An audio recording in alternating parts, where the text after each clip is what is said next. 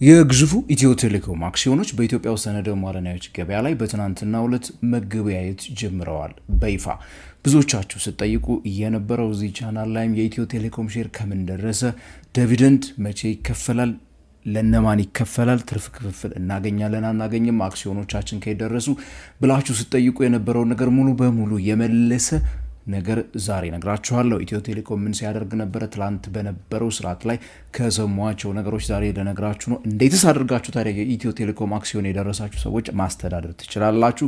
ከዚህ በኋላስ ምንድነው ማድረግ ያለባችሁ? መግዛት ሆነ መሸጥ ብትፈልጉ በዛሬ ቪዲዮ ነግራችኋለሁ። ቪዲዮውን እስከ መጨረሻ ተከታተሉት። ንጋት ፖስት ነው። ሰብስክራይብ ማድረግ እንዳትረሱ። ከኢትዮጵያ ውጭ ካላችሁ ጆይን በሉኝ ያልኩኝ ወደ ዛሬ ቪዲዮ በዚሁ የምገባ ነው የሚሆነው።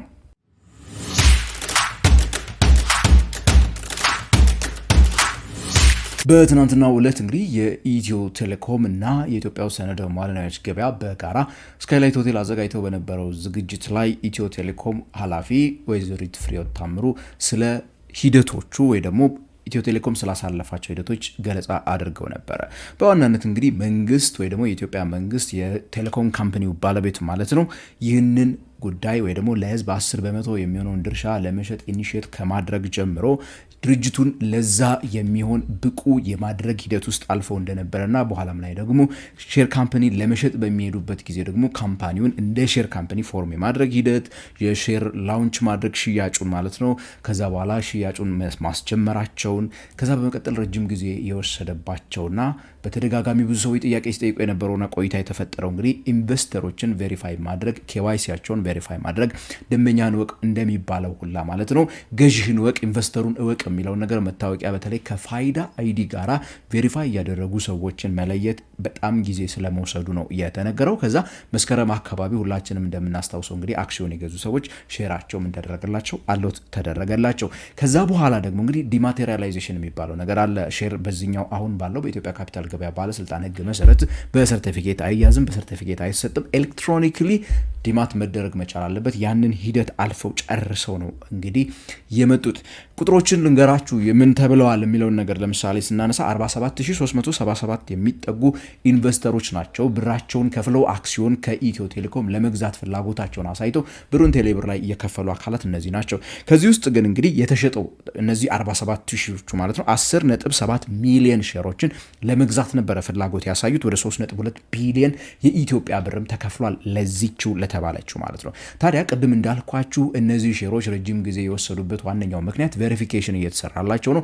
ስለ ሰዎቹ ስለ ኢንቨስተሮቹ ገንዘባቸውን ኢንቨስት ስላደረጉት ስላወጡት ሰዎች ትክክለኛነት መታወቂያቸውን እነዚህ ነገሮች ቬሪፋይ ማድረግ አስፈልጎ እነዚህ ሂደቶች ውስጥ ካለፉ በኋላ 45000 ሰዎች ብቻ ናቸው እንግዲህ በስተመጨረሻ ከ47377 2000 ምናምን አካባቢ ወደ 1000 ምናምን የሚሆኑት ሲቀሩ 45000 ሙሉ በሙሉ ቬሪፋይ ተደርጎላቸው 10.1 ሚሊዮን ሼሮች 10.7 ነበር ሊገዛ እንትን የተባለው 10.1 ሚሊዮን የሚሆኑት ሼሮች ደግሞ 3 ቢሊዮን አካባቢ 3.04 ቢሊዮን ብር አካባቢ የሚጠጋ ግብይት የተፈጸመባቸው አክሲዮኖች ጸድቀዋል ማለት ነው። ስለዚህ እንግዲህ 97% አካባቢ ሊሆን የሚችሉ ባለ አክሲዮኖች ደግሞ አክሲዮን ለመግዛት ፍላጎት ያሳዩ አካላት ቬሪፋይ ተደርጎላቸው ባለቤትነታቸው ተረጋግጦላቸው የድርጅቱ ባለቤት መሆናቸውን አረጋግጠዋል ማለት ነው። 3.4% አካባቢ የሚሆኑት ብቻ ናቸው ምን ቬሪፋይ ያልተደረገላቸው። ወደ 1646 የሚጠጉት ሼሮች ፋይዳ አይዲያቸውን ካለማገናኘታቸው ጋር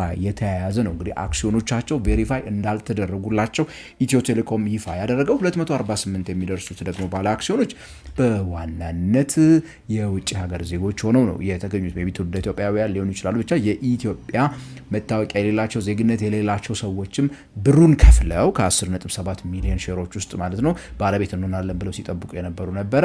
የነሱ ካንስል ተደርጓል ማለት ነው።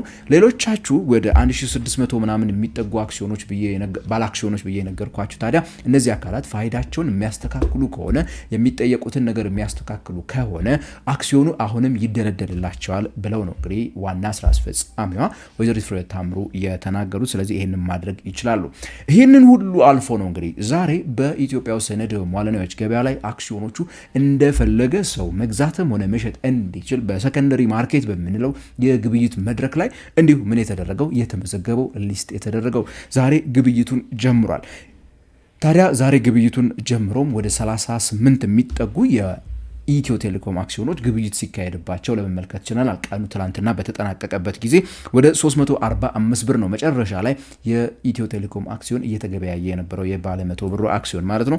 አብዛኛዎቻችን እንደምታስታውሱት በ300 ብር ገዝተነው ነበር። አራት የሚጠጉ ትሬዶች ተካሂደው ነበር፣ ግብይቶች ተካሂደው ነበር በ345 ብር ቀኑን ሲዘጋ ማለት ነው። በትላንትናው ዕለት የዘጋበት ዋጋ ነው። 38 አክሲዮኖች ባለቤት ቀይረዋል። ኤኒዌይስ ግን ቀስ እያለ እንግዲህ አክሲዮን የሚገዙ የሚሸጡ ሰዎች ገበያው ላይ እየመጡ ሲሄዱ የሚንቀሳቀስ ይሆናል ተብሎ ይጠበቃል። ታዲያ እናንተ 45000 ሰዎች ውስጥ ከሆናችሁ፣ ሜሴጅ ከደረሳችሁ ሰዎች ውስጥ ከሆናችሁ፣ እነዛ አክሲዮኖች ከተደለደሉላችሁ ሰዎች ውስጥ ከሆናችሁ ወደ 11.5 ሚሊዮን አክሲዮኖች ተደልድለዋል ብያችኋለሁና ቬሪፋይ ከተደረገላቸው ከነዛ አካላቶች ውስጥ ከሆናችሁ ምንድነው የምታደርጉት? ከዚህ በመቀጠል ምንድነው እጣ ፈንታው የምትሉ ሰዎች እነዚህን ነገሮች ማድረግ አለባችሁ። 5 ዋና ዋና ነገሮች ልነግራችሁ ነው። አንደኛ ላይ ገዝታችኋል። ይሄ ፋይዳችሁ ጋራ ሊንክ ተደርጎ ቬሪፋይ መሆኑን አሁንም አጣሩ። ከስንት ውስጥ ማለት ነው? ከዋናዎቹ ከ45000 ውስጥ መሆናችሁን አጣሩ። 10.5 ሚሊዮኑ እንደደረሳችሁ ማለት ነው።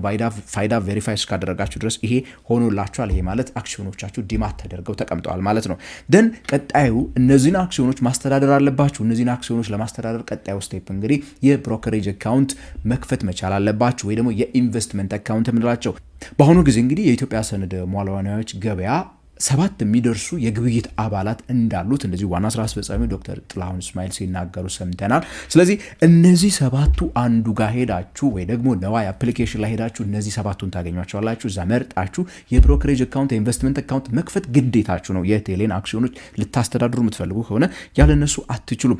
እነዚህን ከከፈታችሁ በኋላ ብሮከር ከመረጣችሁ በኋላ ቀጣዩ ስራችሁ የሚሆነው እንግዲህ የኢትዮ ቴሌኮምን አክሲዮኖች ደግሞ ሄዳችሁ እዛ ኢንቨስትመንት አካውንታችሁ ላይ ዲፖዚት ማድረግ አለባችሁ። ብሮከሮቻችሁ ነው የምታናግሩት። ይሄንን ስራ ብሮከሮቻችሁ ናቸው እርግጥ የሚሰሩላችሁ። ግን አርጉልኝ ኢትዮ ቴሌኮም ላይ አክሲዮን አለኝ ስትሏቸው የግምጃ ቤት አለ፣ ሰነዶች አክሲዮኖች ወይ ደግሞ ሌሎች የሰነድ ሙዓለ ንዋዮች በአጠቃላይ በብሔራዊ ባንክ ስር የሚቀመጡበት የሰነዶች ግምጃ ቤት አለ። ከዛ ግምጃ ቤት ላይ ያለውን ሪከርድ ማለት ነው ዲማት ተደርጎ ኤሌክትሮኒካሊ የተቀመጠውን ዲፖዚት ታደርጋላችሁ።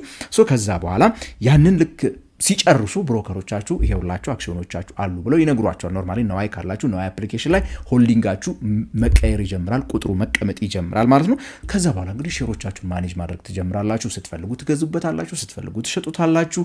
እነዚህን ነገሮች ማድረግ እንድትችሉ ምን አይነት እድገት እንዳሳየ የእናንተ ሼር ዋጋው ምን ያህል እንደሆነ ምን ያህል ልታተርፉለት እንደምትችሉ እዛው ላይ እያያችሁ መሄድ ትችላላችሁ ማለት ነው። ኢትዮ ቴሌኮም እንግዲህ ሌላው በትላንትናው ዕለት ከነገረን ነገሮች ውስጥ አንደኛው በዋናነት ሼር ሆልደሮችን ካሁን በኋላ እርግጥ የለመድኩት አይነት ቢሆንም አገኛቸዋለሁ ብሏል። በየአመቱ ፋይናንሻል ሪፖርት እና ቢዝነስ ሪፖርታችን እናቀርባለን። ኢንተሪም በየ6 ወሩ እንዲያውም ወደ 3 በየ3 ወሩ ፋይናንሻል ሪፖርት ልናቀርብ የምንችልበት ሁኔታ አለ ብለው ተናግረዋል። አመታዊ ስብሰባ የሚጠራው ያው ሌሎች ባንኮች ሲያደርጉ እንደነበረው አይነት አመታዊ ጠቅላላ ጉባኤ ይጠራል። የሚጠራው ግን ልክ የበጀት አመቱ ሰኔ 30 ከተጠናቀቀ በኋላ 1-2 ወር ኦዲትድ ፋይናንሻል ሪፖርት በውጭ ኦዲተር ስለሚሰራ እነሱ ሰርተው እስኪያጠናቅቁ እንጠብቃለን የሚል ነገር አንስተዋል ማለት ነው። ሌላው ኢንቨስተር ሪሌሽን ዌብሳይታቸው ላይ የተቀመጠ ሳይት ስላለ እዛ ላይ ሄዳችሁ ማግኘት ትችላላችሁ። አብዛኛው ሰው የሚጠየቀው ቁልፍ ነገር የትርፍ ክፍፍሉ እንዴት ነው፣ ምን ላይ ደረሰ የሚለውን ነገር እንግዲህ የባንኩ ዋና ስራ አስፈጻሚ ሲመልሱ ሼሩን ሴፕቴምበር በፈረንጆቹ ወይ ደግሞ መስከረም ወር አካባቢ ነው ለአብዛኛዎቻችን አሎት የተደረገ ለሁላችንም ማለት በሚቻልበት ደረጃ።